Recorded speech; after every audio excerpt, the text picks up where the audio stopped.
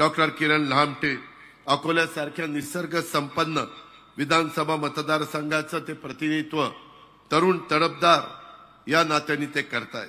आज एका आदिवासी समाजामध्ये जन्माला आलेला आणि स्वतःच्या ज्ञानामुळे स्वतःच्या अभ्यासामुळे डॉक्टर की पदवी घेतलेला आपला सहकारी आज अकोलेकरांनी त्या ठिकाणी डॉक्टर किरण लहामटेवर टाकलेला विश्वास हा त्यांनी कधी खोटा ठरू दिला नाही।